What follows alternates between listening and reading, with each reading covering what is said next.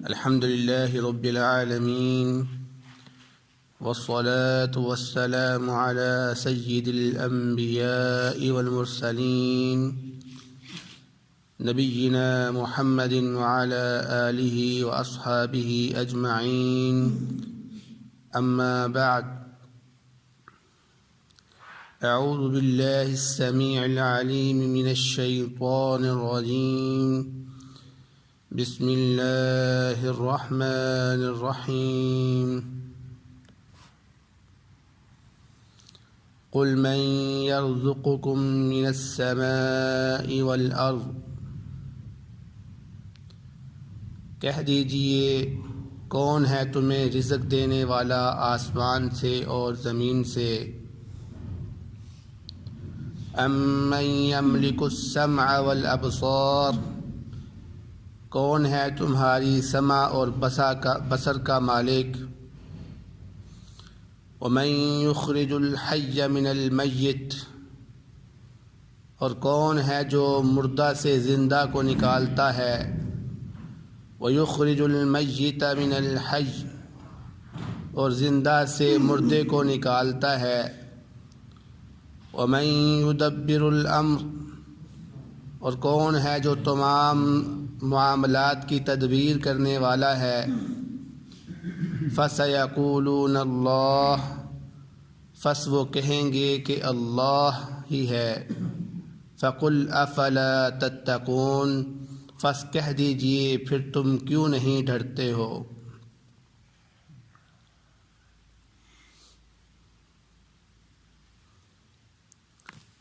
سورۃ یونس کی آیت نمبر 31 آپ کے سامنے تلاوت کی گئی ہے۔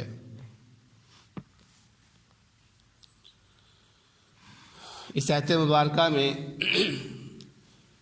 اللہ رب العزت 4 چیزوں کو بیان فرما رہا ہے جس سے شرک کا رد کیا جا رہا ہے اور توحید کو بیان کیا جا رہا ہے۔ سب سے پہلی چیز جس کو اللہ رب العزت نے یہاں پر بیان فرمایا وہ یہ ہے کہ اے نبی صلی اللہ علیہ وسلم آپ ان مشرکین سے کہہ دیجئے کہ تمہیں رزق دینے والا کون ہے، آسمان سے بارش برسانے والا اور پھر زمین سے تمہارے لیے کھانے پینے کا بندوبست کرنے والا تاکہ تم اس سے روزی کما سکو، وہ کون ہے۔ دوسرا سوال یہ کہا کہ امن یملک السمع والابصار کہ انسان کی جو حواس خمسہ ہے ان میں سب سے زیادہ شرف حاصل رکھنے والا حواس انسان کی نظر اور انسان کی سمع ہے۔ آپ ان سے پوچھئے کہ تمہیں یہ بصارت اور سمع دینے والا کون ہے، یعنی اگر تم سے یہ سمع چھین لی جائے، تم سے یہ بصارت چھین لی جائے اور تم اندھے ہو جاؤ، بہرے ہو جاؤ تو تمہارا کیا بنے گا، بتاؤ اس کا مالک کون ہے۔ اور نمبر 3 پہ فرمایا وَمَن يُخْرِجُ الْحَيَّ مِنَ الْمَيِّتِ اور ان سے پوچھیں کہ مردہ سے زندہ کو کون نکالتا ہے۔ مردے سے مراد مفسرین نے کئی معنی بیان کیے ہیں۔ ایک معنی یہ بھی ہو سکتا ہے کہ مردے سے مراد کافر ہے اور زندہ سے مراد مسلمان ہے، کیونکہ جب کافر اللہ رب العزت کی عبادت نہیں کرتا، اللہ رب العزت کو مانتا نہیں ہے، تو گویا اس کی زندگی اس طرح ہی ہے جس طرح ایک مردے کی زندگی ہوتی ہے۔ تو یہ اللہ رب العزت کی شان ہے کہ اللہ رب العزت کافر سے بھی مسلمان نسل نکالتا ہے۔ دیکھیں کئی ایسے والد کافر ہیں، بیٹا مسلمان ہے، تو مراد یہ ہے کہ کافر سے اللہ رب العزت مسلمان جو پیدا کرتا ہے اس کو مسلمان بنانے والا کون ہے۔ اور اسی طرح اس کی دوسری مثال بھی ہے کہ مردے سے زندہ کی مثال جس طرح انڈا ہے، انڈا مردہ ہوتا ہے، اس کے اندر جان نہیں ہوتی، تو اللہ رب العزت اس انڈے سے مرغی کو، چوزے کو نکالتا ہے جو کہ زندہ ہوتا ہے۔ اسی طرح انسان کا جو نطفہ ہے یہ مردہ ہے اور اس سے اللہ رب العزت انسان کو بناتا ہے جو کہ زندگی والا ہوتا ہے، زندہ ہوتا ہے۔ یہ تمام مثالیں اس کی ہیں۔ تو اللہ رب العزت فرما رہے ہیں ان سے پوچھئے کہ کہ مردہ چیز سے اللہ رب العزت کس طرح ایک زندہ چیز کو نکالتا ہے۔ اور اسی طرح اس کے برعکس فرمایا کہ وَيُخْرِجُ الْمَيِّتَ مِنَ الْحَيِّ، کہ وہ زندہ سے پھر مردہ چیز کو کس طرح نکالتا ہے۔ یعنی انسان زندہ ہے اور انسان کا جو نطفہ ہے یہ مردہ ہوا۔ اسی طرح مرغی زندہ ہوتی ہے، روح والی ہوتی، جان والی ہوتی ہے، اور اس کے اندر سے جو انڈا نکلتا ہے وہ مردہ ہوتا ہے۔ تو کس طرح اللہ رب العزت یہ مثالیں آپ کو بیان کر رہا ہے۔ اور اگر اس سے مراد کافر اور مسلمان لیا جائے تو پھر یہ بھی اس سے ثابت ہوتا ہے کہ کس طرح اللہ رب العزت مسلمان سے اس کی اولاد کو کافر بنا دیتا ہے۔ یعنی باپ مسلمان ہے اور بیٹا جو ہے وہ کافر ہو جاتا ہے۔ تو بتاؤ یہ سب کچھ کرنے والا کون ہے؟ اور نمبر 4 پہ پھر فرمایا وَمَن يُدَبِّرُ الْأَمْرَ، یہ تمام معاملات جو ہے اس کی تدبیر کرنے والا کون ہے؟ یعنی تم دیکھو یہ دنیا کی نظام چلا رہا ہے تو اللہ رب العزت چلا رہا ہے۔ یہ آسمان کا اپنے وقت پہ آنا ٹھہرنا بغیر ستونوں کو، سورج کا نکلنا، چاند کا نکلنا، ستاروں کا نکلنا، یہ زمین کا گھومنا، سیاروں کا آپس میں گھومنا، کبھی کسی جگہ پر حادثہ واقعہ نہیں ہوا۔ مجھے بتاؤ یہ نظام چلانے والا کون ہے؟ جبکہ اس کے برعکس دنیا کا اپنا بنایا ہوا نظام، انسانوں کا اپنا بنایا ہوا نظام آپ دیکھیں، آئے دن کوئی نہ کوئی حادثہ ہوا ہوتا ہے۔ یہ ٹریفک نظام دیکھ لیں یا کوئی بھی نظام دیکھ لیں، کوئی نہ کوئی آپس میں خرابی پیدا ہو جاتی ہے، حادثہ پیش آ جاتا ہے۔ لیکن اللہ رب العزت کا جو نظام بنایا ہوا ہے، غور کبھی کبھی اس میں آپ دیکھیں کہ حادثہ ہوا ہو؟ نہیں، کبھی نہیں حادثہ ہوا۔ فرمایا فَسَيَقُولُونَ اللَّهُ، پس ان سے کہہ دیجئے کہ کون ہے وہ جو سب کچھ کرنے والا ہے؟ تو ان قریب آپ کو یہی جواب دیں گے کہ وہ اللہ ہی ہے جو سب کچھ کرنے والا ہے۔ یعنی مشرکین اس بات کو تسلیم کرتے تھے کہ اللہ ہی ہمارا خالق ہے، اللہ ہی پیدا کرنے والا ہے، اللہ ہی سب کچھ کرنے والا ہے، وہی عبادت کے لائق ہے، لیکن اس کے باوجود وہ بتوں کو اپنا وکیل بناتے تھے، بتوں کو اپنا وسیلہ بناتے تھے اللہ رب العزت کے ہاں۔ تو اللہ رب العزت نے کیا فرمایا کہ تم مشرک ہو، تم کافر ہو۔ جس طرح آج ہم اپنے بزرگوں کو، اپنے پیروں کو، اپنے گدی نشین کو اللہ رب العزت کے ہاں وکیل بناتے ہیں، وسیلہ بناتے ہیں کہ یہ ہماری سفارش کریں گے یا یہ ہماری طرف سے اللہ رب العزت کے ہاں بات چیت کریں گے، تو فرمایا یہ مشرک ہے، یہ کافر ہے، یہ شرک ہے۔ یہ فرمایا اللہ رب العزت نے فَقُلْ أَفَلَا تَتَّقُونَ، تو آپ پھر ان سے کہہ دیجئے کہ تم ہر چیز کو تسلیم کرتے ہو پھر بھی اللہ رب العزت کے ساتھ شرک کرتے ہو، کیا تم اس سے ڈرتے نہیں ہو؟ کیا تمہیں اللہ رب العزت کا ڈر نہیں ہے؟ ایک طرف تم تسلیم کرتے ہو کہ اللہ ہی وہ ہے سب کچھ کرنے والا، اور پھر تم اس کو چھوڑ کے اس کے ساتھ غیروں کو معبود بناتے ہو، کیا تمہیں اللہ رب العزت کا خوف نہیں آتا؟ فرمایا فَذَلِكُمُ اللَّهُ رَبُّكُمُ الْحَقُّ، یہ اللہ ہی تمہارا سچا رب ہے، یہ اللہ ہی تمہارا سچا رب ہے۔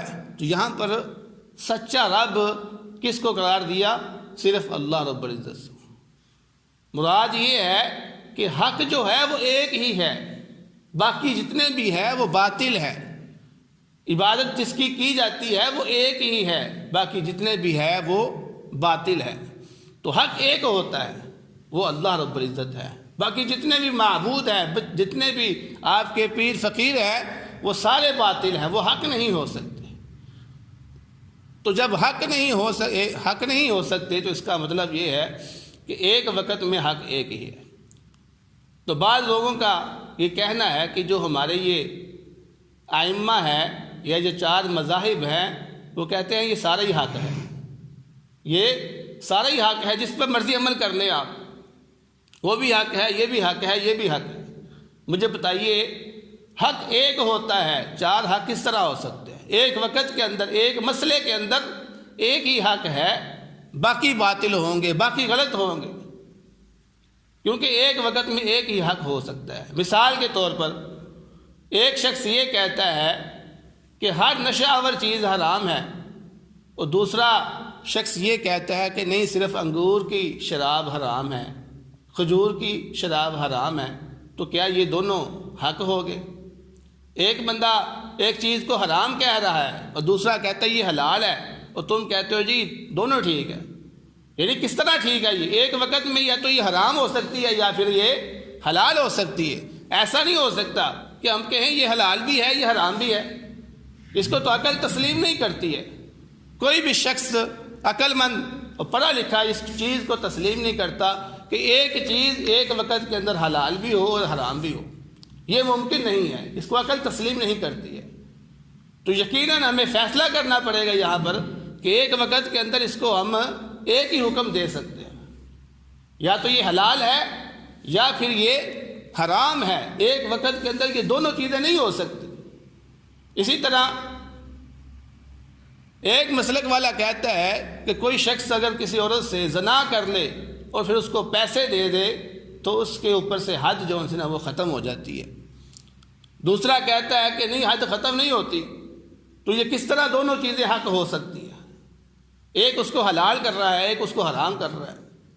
تو یہ تو ممکن نہیں ہے کہ ایک چیز ایک ہی وقت میں حلال بھی ہو جائے اور حرام بھی ہو جائے، یا ایک وقت میں اس کی کرنے سے سزا مل جائے اور دوسرے وقت میں اس میں جو ہے نا وہ آپ کو سزا ساخت کر دی جائے، معاف کر دی جائے۔ یہ ممکن نہیں ہے۔ اسی طرح ایک مسئلے کے اندر کوئی شخص اپنی بیٹی سے یا اپنی ماں سے نکاح کر کے زنا کرتا ہے تو کہتا ہے اس پہ حد نہیں ہے کیونکہ اس نے نکاح کیا ہے، اور دوسرا کہتا ہے یہ تو مرتد کے حکم میں ہے، کیونکہ اسلام نے قرآن پاک کے اندر اللہ رب العزت نے ان رشتوں کو حرام قرار دیا ہے، تو اس شخص نے قرآن کا انکار کرتے ہوئے اس کو اپنے لیے حلال قرار دیا ہے۔ گویا قرآن کا انکار کرنے والا کافر ہو جاتا ہے، مرتد ہو جاتا ہے، تو اس کے اوپر مرتد کی سزا دی جائے گی، لہذا اس کو قتل کیا جائے گا۔ تو دونوں کس طرح ممکن ہو سکتے ہیں؟ نہیں ممکن ہو سکتی۔ مطلب اور بات کرنے کا مقصد یہ ہے کہ حق ایک وقت میں ایک ہی ہوتا ہے، حق دو نہیں ہو سکتے، حق چار نہیں ہو سکتے۔ ہاں یہ بات الگ ہے کہ ان ائمہ کرام نے اپنی کوشش کی ہے کہ جن مسائل کے اندر ان کو قرآن و سنت کے اندر دلیل نہیں ملی انہوں نے اجتہاد سے کام لیا۔ اب اجتہاد کا یہ اصول ہے کہ اللہ رب العزت نے فرمایا کہ جو شخص کوشش کرتا ہے، اجتہاد کرتا ہے، اگر وہ حق کو پا لیتا ہے تو اس کو 2 اجر ملتے ہیں، لیکن اگر وہ حق کو نہیں پاتا، غلطی پہ ہے، تو اس کو اللہ رب العزت کم از کم 1 اجر لازمی دیتا ہے، کیونکہ اس نے حق کو تلاش کرنے کی کوشش کی۔ تو ہمارے ائمہ اگر حق کو نہیں کوئی پا سکا تو ان کو 1 اجر لازمی ملے گی۔ ہم ان کو گناہ گار نہیں کہتے، ہم ان کو برے نہیں کہتے، انہوں نے اپنی طرف سے کوشش کی ہے حق کو پانے کی۔ تو حق ایک ہے، ان میں سے ایک ہی حق پہ ہوگا، باقی غلطی پہ ہوں گے۔ اب کوئی شخص یہ کہے کہ اگر میرے امام نے غلطی کی ہے تو میں اس غلطی پر ہی ساری زندگی اپنی گزار دوں، یہ تو بیوقوفی ہے۔